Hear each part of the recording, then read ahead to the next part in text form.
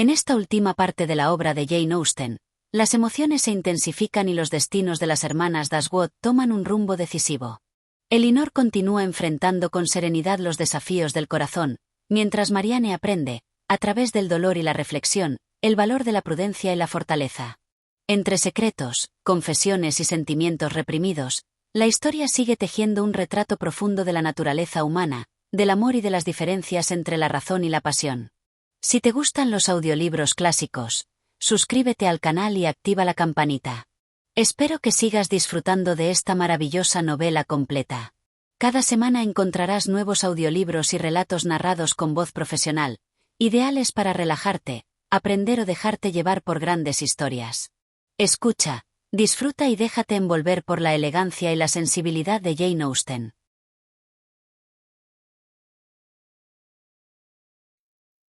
Capítulo 48.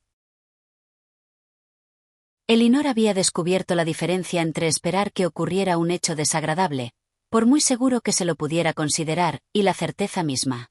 Había descubierto que, mientras Edward seguía soltero, a pesar de sí misma siempre le había dado cabida la esperanza de que algo iba a suceder que impediría su matrimonio con Lucy, que algo, una decisión que él tomara, alguna intervención de amigos o una mejor oportunidad de establecerse para la dama, surgiría para permitir la felicidad de todos ellos. Pero ahora se había casado, y ella culpó a su propio corazón por esa recóndita tendencia a formarse ilusiones que hacía tanto más dolorosa la noticia. Al comienzo se sorprendió de que se hubiera casado tan pronto, antes, según se lo imaginaba, de su ordenación y, por consiguiente, antes de haber entrado en posesión del beneficio. Pero no tardó en ver cuán probable era que Lucy, cautelando sus propios intereses y deseosa de tenerlo seguro lo antes posible, pasara por alto cualquier cosa menos el riesgo de la demora. Se habían casado, lo habían hecho en la ciudad, y ahora se dirigían a toda prisa donde su tío. ¿Qué habría sentido Edward al estar a 4 millas de Barton, al ver al criado de su madre, al escuchar el mensaje de Lucy? Supuso que pronto se habrían instalado en Delaford. Delaford, allí donde tantas cosas conspiraban para interesarla, el lugar que quería conocer y también evitar. Tuvo la rápida imagen de ellos en la casa parroquial, vio en Lucy a la administradora activa, ingeniándoselas para equilibrar sus aspiraciones de elegancia con la máxima frugalidad, y avergonzada de que se fuera a sospechar ni la mitad de sus manejos económicos. En todo momento con su propio interés en mente, procurándose la buena voluntad del coronel Brandon, de la señora Jennings y de cada uno de sus amigos pudientes. No sabía bien cómo veía a Edward ni cómo deseaba verlo, feliz o desdichado, ninguna de las dos posibilidades la alegraba. Alejó entonces de su mente toda imagen de él. Elinor se hacía ilusiones con que alguno de sus conocidos de Londres les escribiría anunciándoles el suceso y dándoles más detalles, pero pasaban los días sin traer cartas ni noticias. Aunque no estaba segura de que alguien pudiera ser culpado por ello, criticaba de alguna manera a cada uno de los amigos ausentes. Todos eran desconsiderados o indolentes. ¿Cuándo le escribirá al coronel Brandon, señora? Fue la pregunta que brotó de su impaciencia porque algo se hiciera al respecto. Le escribí la semana pasada, mi amor, y más bien espero verlo llegar a él en vez de noticias suyas. Le insistí que viniera a visitarnos, y no me sorprendería verlo entrar hoy o mañana, o cualquier día. Esto ya era algo en que poner las expectativas. El coronel Brandon debía tener alguna información que darles. No bien acababa de concluir tal cosa, cuando la figura de un hombre a caballo atrajo su vista hacia la ventana. Se detuvo ante su reja. Era un caballero, era el coronel Brandon en persona. Ahora sabría más, y tembló al imaginarlo. Pero no era el coronel Brandon. No tenía ni su porte ni su altura. Si fuera posible, diría que debía ser Edward. Volvió a mirar. Acababa de desmontar, no podía equivocarse, era Edward. Se alejó y se sentó. Viene desde donde el señor Pratt a propósito para vernos. Tengo que estar tranquila. Tengo que comportarme dueña de mí misma. En un momento se dio cuenta de que también los otros habían advertido el error. Vio que su madre y Marianne mudaban de color. Las vio mirarla y susurrarse algo entre ellas. Habría dado lo que fuera por ser capaz de hablar y por hacerles comprender que esperaba no hubiera la menor frialdad o menosprecio hacia él en el trato. Pero no pudo sacar la voz y se vio obligada a dejarlo todo a la discreción de su madre y hermana. No cruzaron ni una sílaba entre ellas. Esperaron en silencio que apareciera su visitante. Escucharon sus pisadas a lo largo del camino de grava. En un momento estuvo en el corredor, y al siguiente frente a ellas. Al entrar en la habitación su semblante no mostraba gran felicidad, ni siquiera desde la perspectiva de Elinor. Tenía el rostro pálido de agitación, y parecía temeroso de la forma en que lo recibirían y consciente de no merecer una acogida amable. La señora Dashwood, sin embargo, confiando cumplir así los deseos de aquella hija por quien se proponía en lo más hondo de su corazón dejarse guiar en todo, lo recibió con una mirada de forzada alegría, le estrechó la mano y le deseó felicidades. Edward se sonrojó y tartamudeó una respuesta ininteligible. Los labios de Elinor se habían movido a la par de los de su madre, y cuando la actividad hubo terminado, deseó haberle dado la mano también. Pero ya era demasiado tarde y, con una expresión en el rostro que pretendía ser llana, se volvió a sentar y habló del tiempo. Marianne, intentando ocultar su aflicción, se había retirado fuera de la vista de los demás tanto como le era posible, y Margaret, entendiendo en parte lo que ocurría pero no por completo, pensó que le correspondía comportarse dignamente, tomó asiento lo más lejos de Edward que pudo y mantuvo un estricto silencio. Cuando Elinor terminó de alegrarse por el clima seco de la estación, se sucedió una horrible pausa. La rompió la señora Dashwood, que se sintió obligada a desear que hubiera dejado a la señora Ferrars en muy buena salud. Apresuradamente él respondió que sí.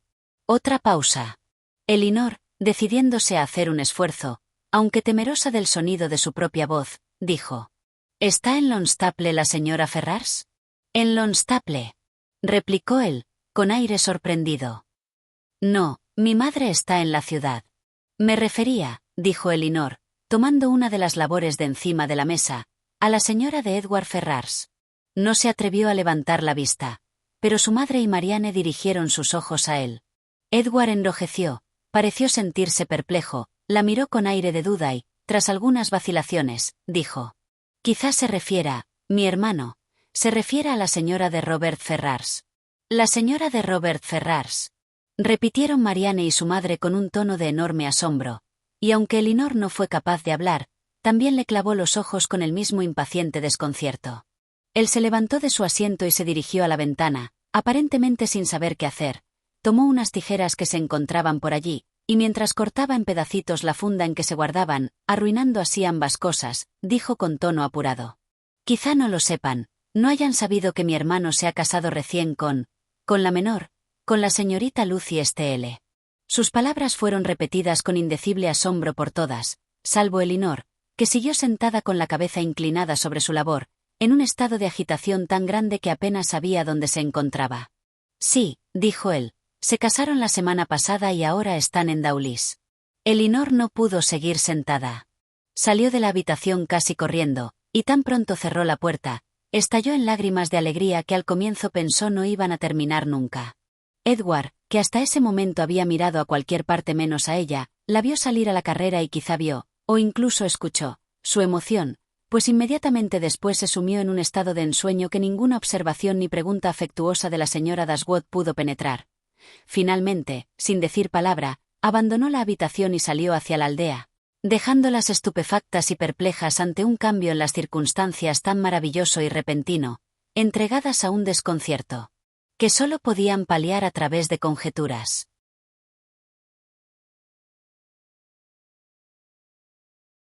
Capítulo 49.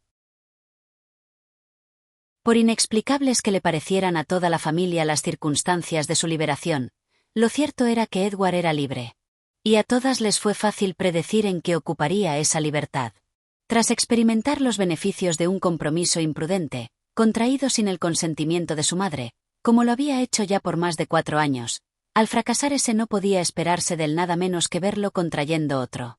La diligencia que debía cumplir en Barton era, de hecho, bastante simple. Solo se trataba de pedirle a Elinor que se casara con él. Y considerando que no era totalmente inexperto en tales cometidos, podría extrañar que se sintiera tan incómodo en esta ocasión como en verdad se sentía, tan necesitado de estímulo y aire fresco. No es necesario, sin embargo, contar en detalle lo que tardó su caminata en llevarlo a tomar la decisión adecuada, cuánto demoró en presentarse la oportunidad de ponerla en práctica, de qué manera se expresó y cómo fue recibido. Lo único que importa decir es esto, que cuando todos se sentaron a la mesa a las 4, alrededor de 3 horas después de su llegada, había conseguido a su dama, había logrado el consentimiento de la madre, y era el más feliz de los hombres. Y ello no solo en el embelesado discurso del enamorado, sino en la realidad de la razón y la verdad. Ciertamente, su dicha era más que la común. Un triunfo mayor que el corriente en los amores correspondidos le henchía el corazón y le elevaba el espíritu.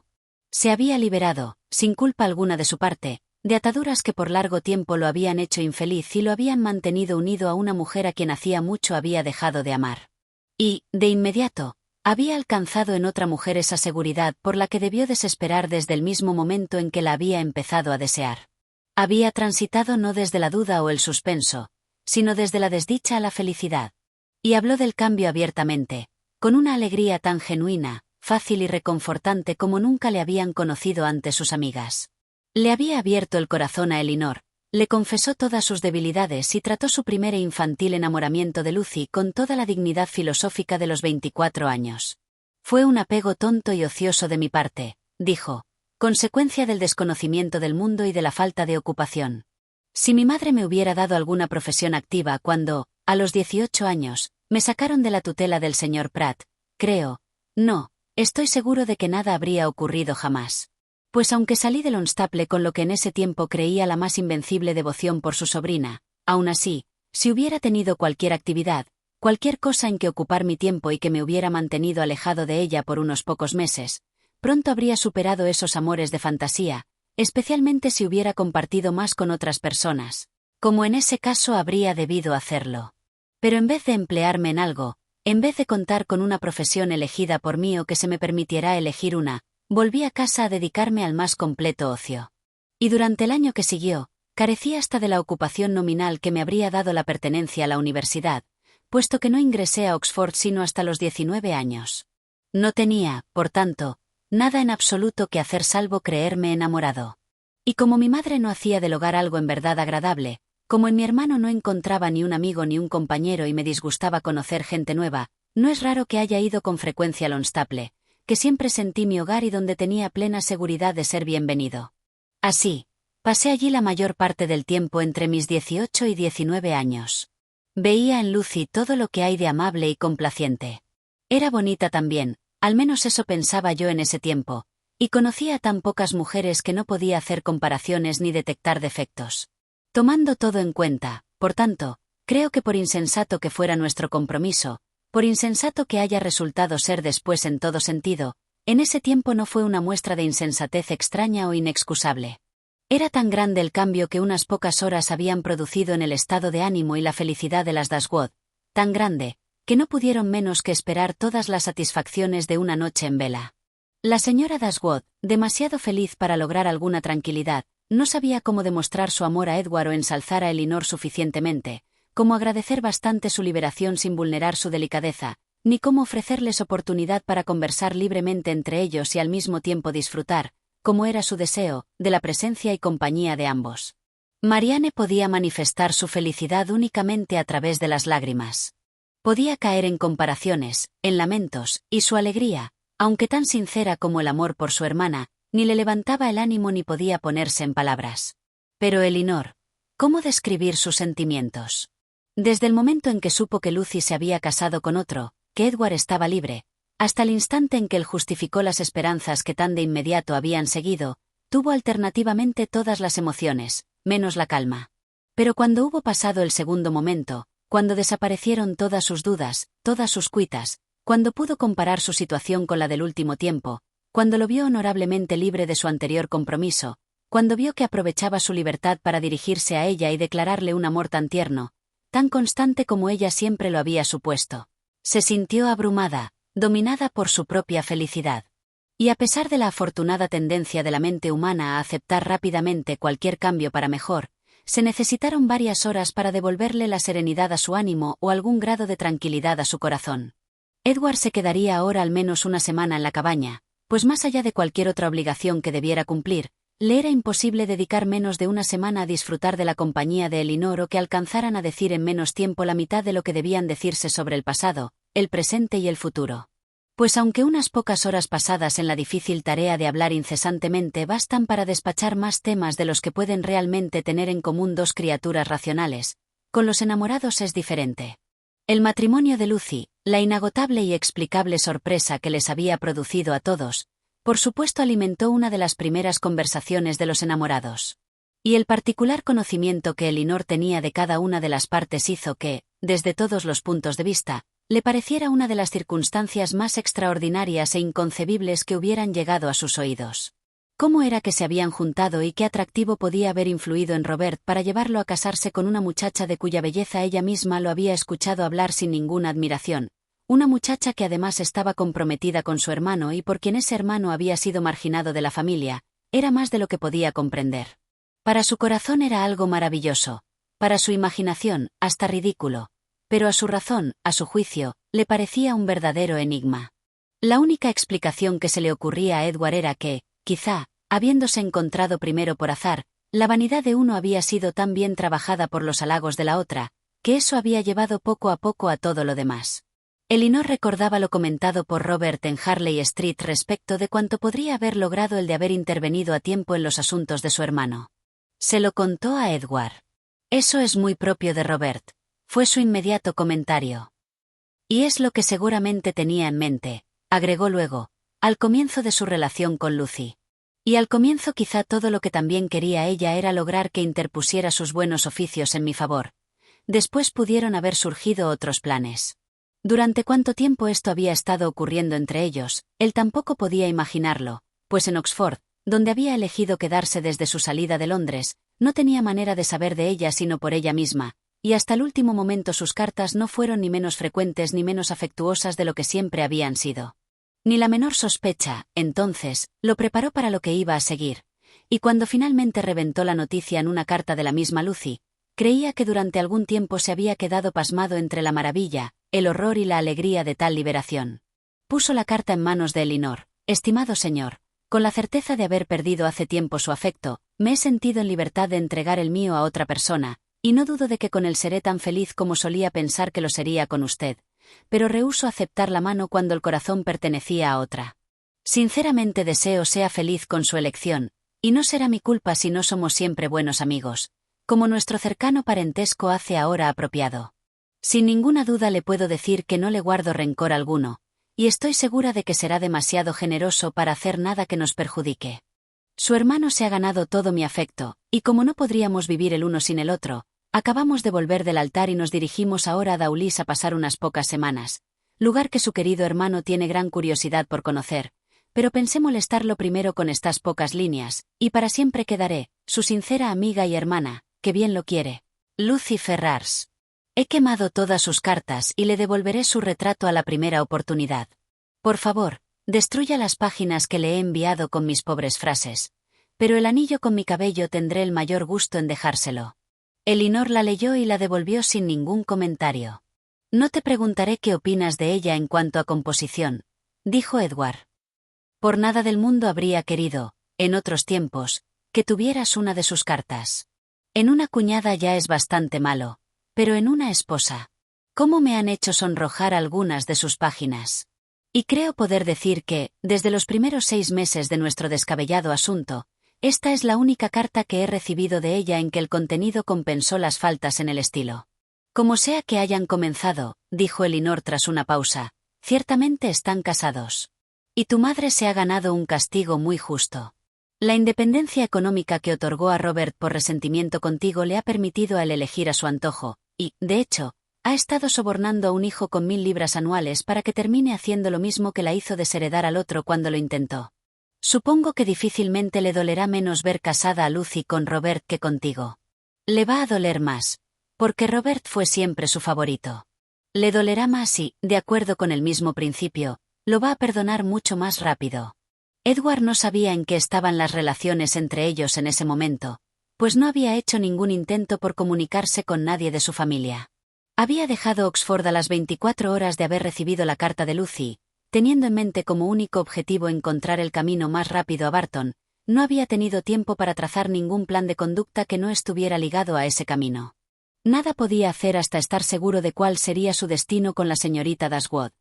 Y es de suponer que, por su rapidez en hacer frente a ese destino, a pesar de los celos que alguna vez tuvo del coronel Brandon, a pesar de la modestia con que evaluaba sus merecimientos y de la gentileza con que hablaba de sus dudas, En el fondo no esperaba una recepción demasiado cruel. Sin embargo, tenía que decir que sí la había temido, y lo dijo con muy lindas palabras. Nada sino ese convencimiento podría haberle impedido terminar un compromiso que, incluso mucho antes de su descubrimiento y del enojo de su madre, había sido para él una fuente continua de inquietud y arrepentimiento. Pensé que era mi deber, dijo, independientemente de mis sentimientos, darle la opción de continuar o no el compromiso cuando mi madre me repudió y, a todas luces, quedé sin un amigo en el mundo que me tendiera una mano. En una situación así, donde nada parecía tentar la avaricia o la vanidad de criatura viviente alguna, ¿cómo podía suponer, cuando ella insistió tan intensa y apasionadamente en compartir mi destino, cualquiera fuese, que sus motivos fueran distintos del afecto más desinteresado? E incluso ahora no entiendo qué la llevó, o qué ventaja imaginó, al encadenarse a un hombre a quien no estimaba en absoluto y cuya única posesión eran 1000 libras. No, dijo Elinor, pero podía suponer que algo favorable podría ocurrirte, que, con el tiempo, tu familia podría ablandarse. Y, en todo caso, no perdías nada al continuar. Ella misma dejó claro que no se sentía obligada por el compromiso ni en deseos ni en acciones. Para ella era una relación respetable que probablemente la hacía ganar en consideración entre sus amistades. Y si nada mejor se presentaba, era preferible casarse contigo que quedarse soltera. Por supuesto, Edward se convenció enseguida de que nada podía ser más natural que el comportamiento de Lucy ni más palmario sus motivos. Elinor lo reprendió por haber pasado tanto tiempo con ellas en Norland, donde, decía, debió ser consciente de su propia veleidad, con esa dureza dulce con que las damas reprenden la imprudencia que las halaga. Te comportaste muy mal, le dijo, pues, más allá de mis propias convicciones, llevaste a nuestros amigos a imaginar y esperar algo que, dada tu situación, no podía darse. Edward solo pudo excusarse con el desconocimiento de su propio corazón y una equivocada confianza en la fuerza de su palabra.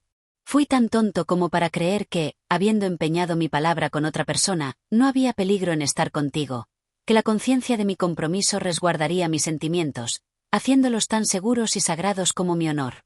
Te admiraba, pero me decía que era solo amistad, y hasta que empecé a compararte con Lucy, no comprendí hasta dónde había llegado. Después de eso, admitió, no fue correcto quedarme tanto en Sussex, y mis argumentos para reconciliarlo no eran mejores que estos. Soy yo el que se pone en peligro, no hago daño a nadie sino a mí mismo. Elinor sonrió, negando con la cabeza. Edward se alegró de saber que el coronel Brandon visitaría la casa, no solo deseaba conocerlo mejor, sino también convencerlo de que ya no resentía el beneficio de Delaford, pues con los poco entusiastas agradecimientos que le dio entonces, bien podría creer que aún no le perdona habérselo ofrecido. Se asombraba ahora de no haber ido todavía a conocer el lugar. Tal era su desinterés, que todo lo que sabía de la casa, el jardín y las tierras, de la extensión de la parroquia, las condiciones del suelo y el importe de los diezmos, se lo debía a Elinor, que había escuchado tantas veces al coronel y prestado tal atención que ahora dominaba el tema. Después de todo esto, solo quedaba una cosa sin aclarar entre ellos, una dificultad por vencer. Los unía su mutuo afecto y la más cálida aprobación de sus amigos. El conocimiento íntimo que tenían el uno del otro era base segura para su felicidad, y solo les faltaba con qué vivir. Edward tenía 2000 libras, Elinor 1000, y, sumado al beneficio de Delaford, era todo lo que podían considerar propio. Pues a la señora Dashwood le era imposible adelantar nada, y ninguno de los dos estaba tan enamorado como para creer que 350 libras al año bastarían para las comodidades. Edward no desesperaba de un cambio favorable en su madre y en eso descansaba para cubrir lo que faltaba a sus ingresos. Pero Elinor no tenía igual confianza. Como Edward ya no podía casarse con la señorita Morton, y la señora Ferrar se había referido a esa unión, en tono halagador, solo como el mal menor frente a Lucy, temía que la ofensa de Robert solo hubiera servido para enriquecer a Fanny. 4 días después de la llegada de Edward apareció el coronel Brandon, y se completó la satisfacción de la señora Dashwood. Por primera vez desde que vivían en Barton, tenía más compañía de la que su casa podía acoger. Se permitió a Edward retener su privilegio de primer visitante, y así el coronel regresaba cada noche a sus antiguos aposentos en la finca, desde donde volvía cada mañana lo bastante temprano para interrumpir el tete-a-tete de los enamorados tras el desayuno. Después de 3 semanas en Delaford, donde al atardecer poco tenía que hacer salvo calcular la desproporción entre 36 y 16, el coronel llegó a Barton tan decaído que necesitó toda la mejoría en la apariencia de Marianne, toda la afabilidad de su recepción y todo el estímulo de las palabras de su madre para alegrarse. Entre tales amigos, Sin embargo, y con tales halagos, pronto revivió. Aún no le había llegado rumor alguno sobre el matrimonio de Lucy. No sabía nada y, por lo tanto, cuando la señora Dashwood le explicó todo, tuvo nuevos motivos para alegrarse por el servicio hecho al señor Ferrars, que al fin redundaba en beneficio de Elinor. Sería innecesario decir que la buena opinión mutua de Edward y el coronel creció con el trato. Además de compartir principios, amar a dos hermanas que se querían los unió de inmediato. Las cartas de Londres, que días atrás habrían estremecido a Elinor, ahora se leían con gusto más que con sobresalto. La señora Jennings, indignada y compasiva, contaba la fuga de Lucy, el llanto de Nancy y el pobre Edward con el corazón casi destrozado. Sir John, solemne, lamentaba a la más desdichada de las madres, la sensibilidad de Fanny, la ofensa de Robert y la peor, la de Lucy. La sumisión adecuada, repitió Edward. ¿Pretenden que pida perdón por la ingratitud de Robert hacia mi madre? No puedo mostrar sumisión. Lo ocurrido no me hace más humilde. Puedes pedir perdón, insistió Elinor, porque has ofendido. ¿Y humillarme también por un segundo compromiso casi tan imprudente como el primero?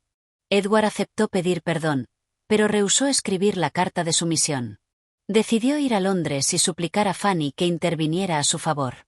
Y si se reconcilian, dijo Marianne, benevolente, tendré que pensar que ni John ni Fanny están por completo desprovistos de mérito. Tras 3 o 4 días, el coronel y Edward partieron juntos de Barton hacia Delaford. Edward conocería su futuro hogar, ayudaría a decidir mejoras y luego continuaría hasta la ciudad.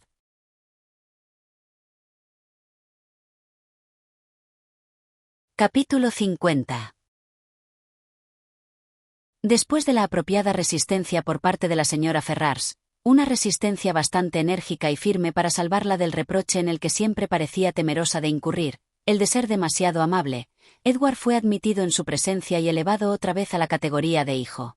En el último tiempo, su familia había sido extremadamente fluctuante. Durante muchos años de su vida había tenido 2 hijos, pero el crimen y aniquilamiento de Edward unas semanas atrás la habían privado de uno. El similar aniquilamiento de Robert la había dejado durante 15 días sin ninguno, y ahora, con la resurrección de Edward, otra vez tenía uno. Edward, sin embargo, a pesar de que nuevamente se le permitía vivir, no sintió segura la continuación de su existencia hasta haber revelado su actual compromiso, pues temía que el hacer pública tal circunstancia diera un nuevo giro a su estado y lo llevara a la tumba con la misma velocidad que antes. Lo reveló entonces con recelosa cautela y fue escuchado con inesperada placidez. Al comienzo, la señora Ferrars intentó razonar con él para disuadirlo de casarse con la señorita Dashwood, recurriendo a todos los argumentos a su alcance. Le dijo que en la señorita Morton encontraría una mujer de más alto rango y mayor fortuna, y reforzó tal afirmación observando que la señorita Morton era hija de un noble y dueña de 30.000 libras, mientras la señorita Dashwood solo era la hija de un caballero particular y no tenía más de 3.000. Pero cuando descubrió que, aunque Edward estaba perfectamente de acuerdo con lo certero de su exposición, no tenía ninguna intención de dejarse guiar por ella, juzgó más sabio, dada la experiencia del pasado, someterse. Y así, tras la displicente demora que le debía a su propia dignidad, y que se le hacía necesaria para prevenir cualquier sospecha de benevolencia, promulgó su decreto de consentimiento al matrimonio de Edward y Elinor. A continuación fue necesario considerar qué debía hacer para mejorar sus rentas, y aquí se vio claramente que, aunque Edward era ahora su único hijo, de ninguna manera era el primogénito, pues mientras Robert recibía infaliblemente 1.000 libras al año, no se hizo la menor objeción a que Edward se ordenara por 250 como máximo. Tampoco se prometió nada, ni para el presente ni para el futuro, más allá de las mismas 10.000 libras que habían constituido la dote de Fanny. Eso, sin embargo, era lo que Edward y Elinor deseaban, y mucho más de lo que esperaban. Y la señora Ferrars, con sus evasivas excusas, parecía la única persona sorprendida de no dar más. Así, habiéndoseles asegurado un ingreso suficiente para cubrir sus necesidades, después de que Edward tomó posesión del beneficio no les quedaba nada por esperar sino que estuviera lista la casa, a la cual el coronel Brandon le estaba haciendo importantes mejoras en su ansiedad por acomodar a Elinor. Y tras esperar algún tiempo a que las completaran, tras experimentar, como es lo habitual, las 1000 desilusiones y retrasos de la inexplicable lentitud de los trabajadores, Elinor, como siempre, quebrantó la firme decisión inicial de no casarse hasta que todo estuviera listo, y la ceremonia tuvo lugar en la iglesia de Barton a comienzos de otoño. Pasaron el primer mes después de su matrimonio en la casa solariega, desde donde podían supervisar los progresos en la rectoría y dirigir las cosas tal como las querían en el lugar mismo. Podían elegir el empapelado, planificar dónde plantar grupos de arbustos y diseñar un recorrido hasta la casa. Las profecías de la señora Jennings, aunque algo embarulladas, se cumplieron en su mayor parte. Pudo visitar a Edward y a su esposa en la parroquia para el día de San Miguel, y encontró en Elinor y su esposo, tal como lo pensaba, una de las parejas más felices del mundo. De hecho, ni a Edward ni a Elinor les quedaban deseos por cumplir, salvo el matrimonio del coronel Brandon y Marianne, y pastos algo mejores para sus vacas. Recibieron la visita de casi todos sus parientes y amigos en cuanto se instalaron. La señora Ferrars acudió a inspeccionar la felicidad que casi le avergonzaba haber autorizado, y hasta los Dashwood incurrieron en el gasto de un viaje desde Sussex para hacerles los honores. «No diré que estoy desilusionado, mi querida hermana», dijo John, mientras paseaban juntos una mañana ante las rejas de la casa de Delaford. «Eso sería exagerar, puesto que, tal como son las cosas, en verdad has resultado una de las mujeres más afortunadas del mundo. Pero confieso que me daría gran placer poder llamar hermano al coronel Brandon. Sus bienes en este lugar, su propiedad, su casa, todo tan admirable, tan en magníficas condiciones. Y sus bosques. En ninguna parte de Dorsetshire he visto madera de tal calidad como la guardada ahora en los cobertizos de Delaford. Y aunque quizá Marianne no sea exactamente la persona capaz de atraerlo, pienso que sería en general aconsejable que la invitaras muy seguido a quedarse contigo, pues como el coronel Brandon parece pasar mucho tiempo en casa, imposible decir lo que podría ocurrir. Cuando dos personas están mucho juntas y no ven mucho a nadie más. Y siempre estará en tus manos hacer resaltar su mejor lado y todo eso. En fin, bien puedes ofrecerle una oportunidad, tú me entiendes. Pero aunque la señora Ferrars sí vino a verlos y siempre los trató con un fingido afecto decoroso, nunca recibieron el insulto de su verdadero favor y preferencias. Eso se lo habían ganado la insensatez de Robert y la astucia de su esposa, y lo habían conseguido antes de que hubieran transcurrido muchos meses. La egoísta sagacidad de Lucy, que al comienzo había arrastrado a Robert a tal embrollo, fue el principal instrumento para librarlo de él. Pues apenas encontró la más pequeña oportunidad de ejercitarlas, su respetuosa humildad, sus asiduas atenciones e interminables zalemas reconciliaron a la señora Ferrars con la elección de su hijo y la reinstalaron completamente en su favor.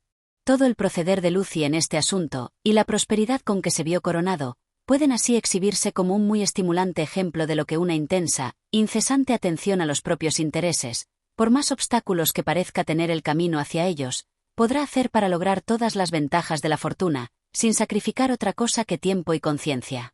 La primera vez que Robert buscó verla y la visitó en Bartlett's Buildings, su única intención era la que su hermano le atribuyó. Solo quería convencerla de desistir del compromiso, y como el único obstáculo que imaginaba posible era el afecto de ambos, lógicamente esperaba que una o dos entrevistas bastarían para resolver el asunto. En ese punto, sin embargo, y solo en ese, se equivocó. Pues aunque Lucy muy luego lo hizo confiar en que, a la larga, su elocuencia la convencería, siempre se necesitaba otra visita, otra conversación para lograr tal convencimiento. Al separarse, siempre subsistían en la mente de ella algunas dudas que solo podían aclararse con otra conversación de media hora con él. De esta manera se aseguraba una nueva visita, y el resto siguió su curso natural. En vez de hablar de Edward, paulatinamente llegaron a hablar solo de Robert, un tema sobre el cual él siempre tenía más que decir que sobre el otro, y en el cual ella pronto mostró un interés que casi se equiparaba al de él. Y, en pocas palabras, rápidamente fue evidente para ambos que él había suplantado por completo a su hermano. Estaba orgulloso de su conquista, orgulloso de jugarle una mala pasada a Edward, y muy orgulloso de casarse en privado sin el consentimiento de su madre. Ya se sabe lo que siguió de inmediato. Pasaron algunos meses muy felices en Dawlish, pues ella tenía muchos parientes y viejos conocidos con quienes deseaba cortar, y él dibujó muchos planos para magníficas casas de campo. Y cuando desde allí volvieron a la ciudad, obtuvieron el perdón de la señora Ferrars con el sencillo expediente de pedírselo, camino adoptado a instancias de Lucy. En un principio, como es lógico, el perdón alcanzó únicamente a Robert, y Lucy, que no tenía ninguna obligación con su suegra y, por tanto, no había transgredido nada, permaneció unas pocas semanas más sin ser perdonada. Pero la perseverancia en un comportamiento humilde, más mensajes donde asumía la culpa por la ofensa de Robert y gratitud por la dureza con que era tratada, le procuraron con el tiempo un altanero reconocimiento de su existencia, que la abrumó por su condescendencia, y que luego la condujo a pasos muy rápidos al más alto estado de afecto e influencia. Lucy se hizo tan necesaria a la señora Ferrars como Roberto Fanny, y mientras Edward nunca fue perdonado de todo corazón por haber pretendido alguna vez casarse con ella, y se referían a Elinor, aunque superior a Lucy en fortuna y nacimiento, como una intrusa, ella siempre fue considerada y abiertamente reconocida como una hija favorita. Se instalaron en la ciudad, recibieron un muy generoso apoyo de la señora Ferrars, estaban en los mejores términos imaginables con los Dashwood, dejando de lado los celos y mala voluntad que siguieron subsistiendo entre Fanny y Lucy, en los que, por supuesto, sus esposos tomaban parte, junto con los frecuentes desacuerdos domésticos entre los mismos Robert y Lucy. Nada podría superar la armonía en que vivieron todos juntos. Lo que Edward había hecho para haber enajenado sus derechos de mayorazgo podría haber extrañado a muchos, de haberlo descubierto, y lo que Robert había hecho para ser el sucesor de ellos lo sorprendería incluso más. Fue, sin embargo, un arreglo justificado por sus consecuencias, si no por su causa, pues nunca hubo señal alguna en el estilo de vida de Robert ni en sus palabras que hiciera sospechar que lamentara la magnitud de su renta, ya sea por dejarle demasiado poco a su hermano o adjudicarle demasiado a él. Y si se pudiera juzgar a Edward por el pronto cumplimiento de sus deberes en cada cosa, por un cada vez mayor apego a su esposa y a su hogar, y por la constante alegría de su espíritu, se lo podría suponer no menos contento con su suerte que su hermano, ni menos libre de desear ningún cambio en ella.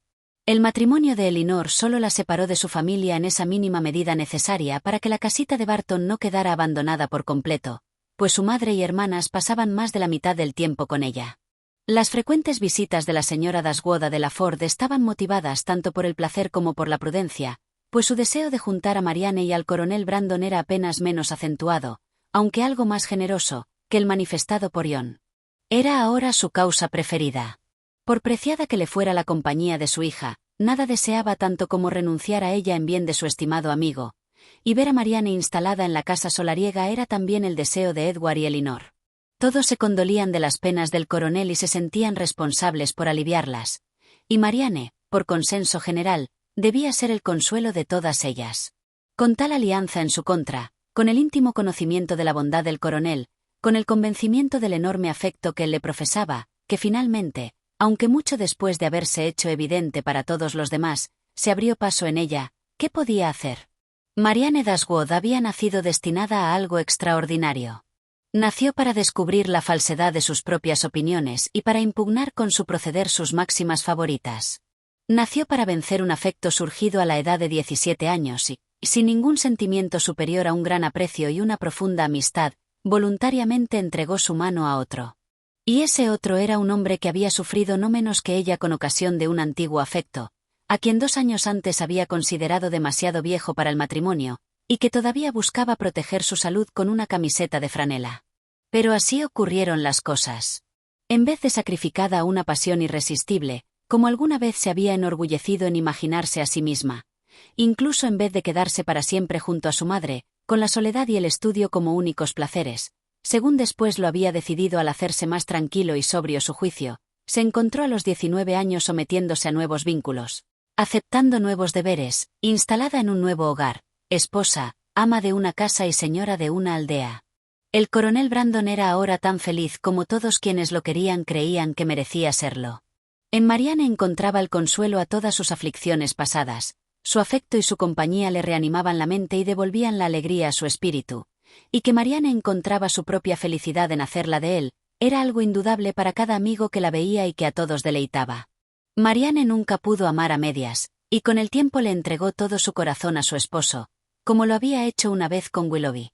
Willoughby no pudo escuchar del matrimonio de Marianne sin sentir una punzada de dolor, y pronto su castigo estuvo completo con el voluntario perdón de la señora Smith, la cual, al declarar que debía agradecer su clemencia al matrimonio con una mujer de carácter, le dio motivos para pensar que, si hubiera procedido honorablemente con Marianne, podría haber sido al mismo tiempo feliz y rico.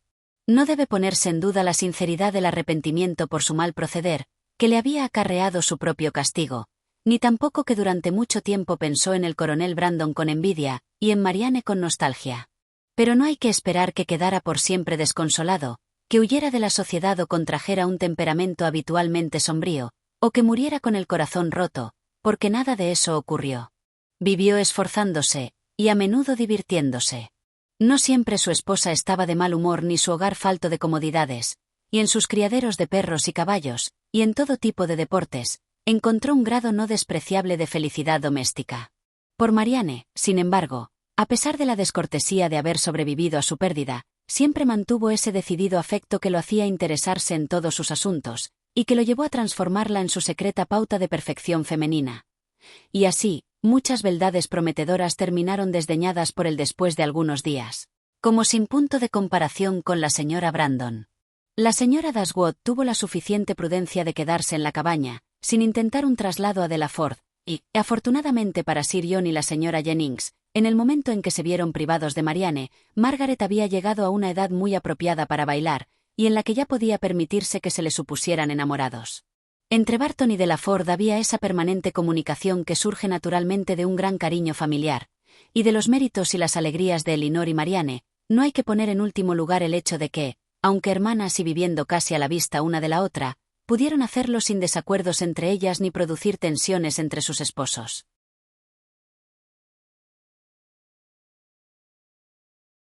Gracias por escuchar esta parte de Sentido y Sensibilidad. Espero que hayas disfrutado de la historia, de sus personajes y de las emociones que nos deja Jane Austen en cada capítulo. Si te ha gustado, te invito a suscribirte al canal, activar la campanita y compartir este vídeo con otras personas que disfruten de la literatura clásica. Gracias por acompañarme en esta lectura. Y hasta muy pronto.